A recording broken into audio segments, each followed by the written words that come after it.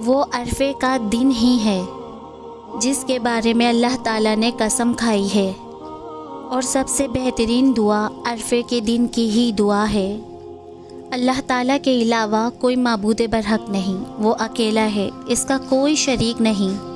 اسی کی بادشاہی ہے اور اسی کی حمد و تعریف، اور وہ ہر چیز پر قادر ہے۔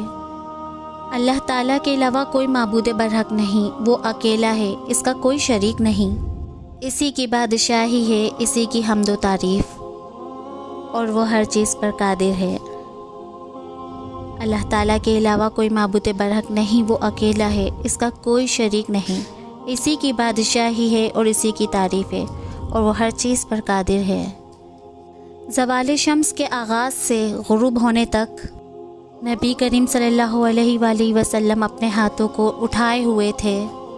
یہاں تک کہ اگر نبی کریم صلی اللہ علیہ وآلہ وسلم کی اونٹنی کی لگام گر جاتی تو آپ صلی اللہ علیہ وآلہ وسلم ایک ہاتھ سے اسے اٹھاتے اور دوسرے ہاتھ کو لگاتار دعا کے لیے اٹھائے رکھتے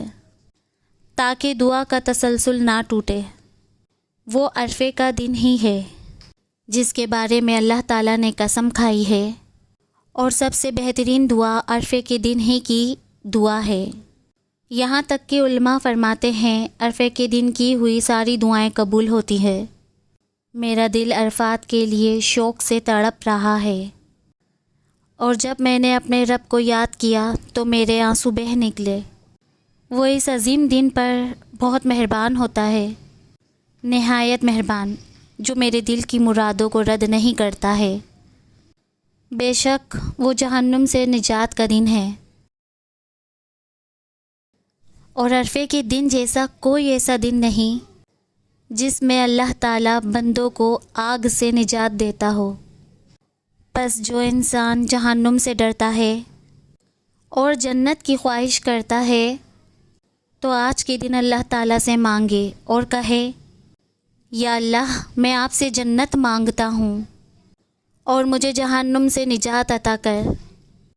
جو شخص اللہ تعالیٰ سے 3 مرتبہ جنت کا سوال کرے تو جنت کہتی ہے، اے اللہ